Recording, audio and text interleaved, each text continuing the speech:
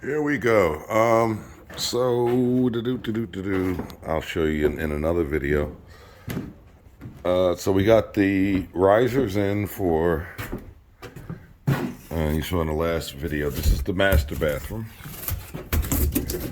So there's the lavatory that's ready. Here is the tub, they're up. Here is the water closet, it is up.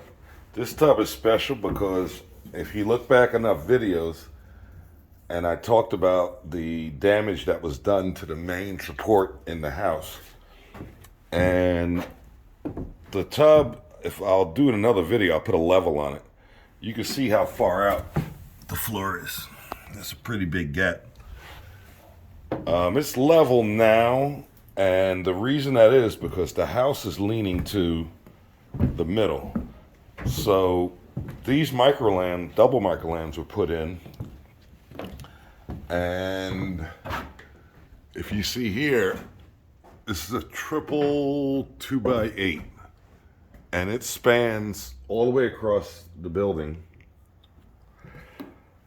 And basically the load in this building, if you could look at the way it's been framed, and you'll get the idea, if you know anything about load, where the weight is in the building, where the load's coming down. Look at this wall. Now, these are real 2x4s. They're not dimensional lumber like you buy in the store. This is a real, if you put a ruler on it, I can show you. This is for people who don't know. You other guys who know this, just be bored. I got asked this question, and so I'm going to answer it. So back in the days, this house was built turn of the century, so I would say it's around 1890. Anywhere from 1890 to 1900. I saw the deed, and it's not coming to mind what year it is. And I stay in so many old houses that I don't remember. So this, with a ruler, if you look at it, see? Well, it's upside down, but that, you get the point. That's 4. And if you look this way with a ruler, there's 2. So that's a real 2x4. So what they do nowadays, you buy dimensional lumber. Now here's a new one. It's probably 3.5. I believe that's what it is. So there you go. There's a new one, 3.5 by 1.5 or inch and whatever. Yeah, by 1.5 inches. So they actually shaved a 1/2 inch this way and a 1/2 inch this way. Now, if you're making zillions of 2x4s, imagine how much more wood that yields, that you can get more. That's reason number one. I think the other reason is lumber you buy nowadays is not kiln. This stuff here, if this house is 1890, I would guess the wood could be 20 years older, 30, 40. I'm not a wood expert, so you guys out there who are wood experts, comment. I've never even done that research, but I imagine they cut these trees and they kiln the wood, kiln dry. In this area we're at, we are roughly about a 1/2 mile from the mill. So they used to actually haul wood down about 1/2 mile from here, and cut it, kiln drying it, and all of the houses built in this area, the mill was right here. So with the old houses, that's what you're seeing. So in this wall, you got 2x4s. Here's looks like a 3x4. Oops, sorry about that. Yeah, that's a 3x4. I don't know what the equivalent off the top of my head would that be. But you could see the way the structure is in this house. And I'm doing this video because I'm explaining why the tub is leaning. And if you look at this wall, the 2x... Uh-oh, there goes the compressor. So I'll come back over this way till it charges off. This is the common bathroom, so I was showing that I got the pop-ups. I call them pop-ups. When I get these pipes stuck up, they're the risers coming up from wherever the feed is. Once that is up, then it slows down a little because now you got to mount the diverters and put in the shower heads and all that, and build the supports in the wall. Yep, there you go, a little quieter. Build the supports in the wall to support the pipes. We do all of our fabricating. We don't ask carpenters to do anything for us. We're actually home builders as well. So after years and years, or I say decades, of doing it, you never get it right. And each time, there's no cookie cutter, especially in an old house. Each one is different. I've done so far in here about the kitchen is 4. Each bathroom is hot and cold is 5, right? So you got 2 for the tub, 2 for the sink, 1 for this. That's 5 per bathroom. And the kitchen. So the downstairs bathroom's done. That's 5. The kitchen was 4. That's 9 of them. 9 different pieces had to be fabricated. Not one of them was identical. So you couldn't even cookie cutter them. Cookie cutter them. That's a good word. But anyway, I was trying to show why the tub is leaning. And I'm trying not to get long-winded, but it's happening and it needs to explain. And you look at the 2x4s in this wall. You see them here. And as you walk down the hallway, you're noticing that this wall is single stud. This wall, look at this. 1, 2, 3, 4, 5, 6, 7. And then here you got 7 again. And here, this is a closet I'm in. Look at the corner for the closet. Well, that was done to make an inside corner. But look, 4. On this side, you got 1, 2, 3, 4, 5, 7 again. So you get an idea in your head that, wow, the load in this house is in the hallway, and you would be correct. And if you went downstairs, you could follow this wall directly down to the basement, where if you go back a video where I showed you they cut that 4x8 girder in the basement, and the whole house dropped over the years. It didn't drop like all at once. When it came in, and I keep going back to the owners being engineers, the owners did this framing. So, it gives you an idea that when I was talking about the HVAC guys coming in and just doing the job they did, those are the kind of people they're working for. I mean, look at I'll just show you a little bit around. Each stud in here where it's doubled is for a reason. So again, the owner's not only an engineer, he's a master carpenter and has built literally like stadiums. So this is not a big project for him at all. It's like a toy project compared to the amount of knowledge he has on like stadiums, museums, huge buildings. I've seen some of the stuff he's designed, and he knows load, believe me. So this is what you're looking at. So imagine coming to work for this person. I love it because everything I do is understood, and I can bounce stuff off of him and say, hey, I want to do this, and he'll come up sometimes with a better idea, because I always say nobody knows everything.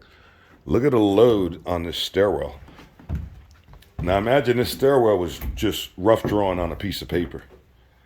Of course, there are blueprints for the house, but to get the blueprints, this was rough drawn for the architect, and then I believe he went and corrected the architect's drawings where there were mistakes. So it's a great customer to work for. I mean, look at this. Look at the support in this thing. This is a 4x. I believe it's supposed to be a 4x6. Yeah, well, yeah, it's 4x6, 5.5, nominal wood. Here's another wall, 4 studs. So it gives you an idea where the load is. These are old 2x4s. So anyway, when they cut that beam in the middle, you can't see here, but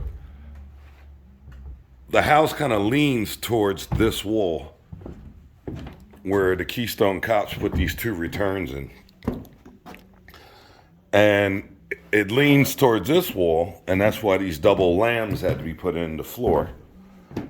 And that's why that long story is why the tub is not directly flat. And the other thing is, you know, when your house is 100 years old, it's going to settle. There's no way around it. It's going to happen. Another quick one to mention on this house, it has 1-inch sheathing on the outside. On top of 1-inch sheathing, it has 3/4 T&G, we call tongue and groove. On top of that, it has an 1.5 inches of concrete, stucco.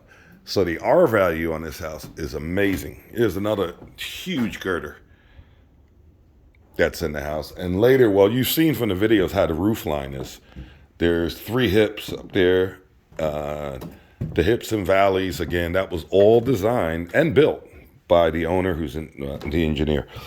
Okay, so now that I'm finishing my video, I was asked that I'm always so nuts about trying to keep pipes straight is how do I think about it? Well, here it is. The common bathroom, master bathroom are stubbed up or piped up, risers in. So now I have gone to do the last, which will be the 3rd floor. 3rd floor is a bathroom, full bathroom group. This is a sink, hand sink. And this, if you look back in the videos, is a laundry tray. And there you can see the laundry tray drain. So the first thing I do is I stick down all my pipes, whatever material, just happens to be PEX on this job, could have been copper. And I put them down, and then I determine what path I have to use to get stuff to it. In this case, I got so much going on over here with the DWV, I decide to come out at least 2 feet away, or a good foot, that's about 18 inches right there, and get away from all those pipes, and I'll bore through here. So the easiest way to do it, for me at least, is to determine where I want to be and just draw a string. And I just take a square and I put my lines up, and then I determine at what height I'm going to pop the holes through. In this case, the hot water's 2 inches from the floor and the cold's 4 inches. This way I offset them so if I have to pass each other, I don't crash or they don't clash into each other. And this is a basic way I do it. So I was taught this by an older gentleman when I was a teenager. And I always carry a roll-up piece of string in my pocket and a pencil and a square. In fact, I can show you the tools that I start off with. And here they are. Here's my little block I made up, 2 and 4 inches. Square, a marker, and a pencil. And of course a ruler. Here's Mr. Ruler. Ta-da. And I measure out what I want. I mark what's hot, what's cold. And the fraction you see there is the size of the hole I'm going to drill. The hole will be big enough for the pipe and the silencer. And you'll learn about the silencer in a later video. And when I change size, so for example, here's my rise. There will be no hole for the recirc. The recirc is going to be tied in this wall before it goes through that cap, that double cap. But hot and cold will pop through at the appropriate height. The kitchen's over here, so I only need a 1/2 inch to get to the kitchen. However, when I get in this bay, there's the tub. And there's also a hot back there for the tub. So now I gotta feed the tub. This is the lavatory. So as I'm coming across now, I increase to 3/4. So my taps will be 3/4 by 1/2 for the lavatory, 3/4 by 1/2. I'll continue after I pass the lavatory, then I'm done because the tray is right there and it's only one beam. So here you notice it's a 3/4 pipe. This one's 3/4 for hot, and this one's 1/2, and it changes to 1/2 because the only thing left to feed on this side is the laundry tray. The hot stays 3/4 because I still have to cross this beam and get this guy. Now I could change to half because the only thing left is the laundry tray. So that answers the question. Someone had ran across me in the street and said, what are your thoughts on how you do that? So there you go. See ya.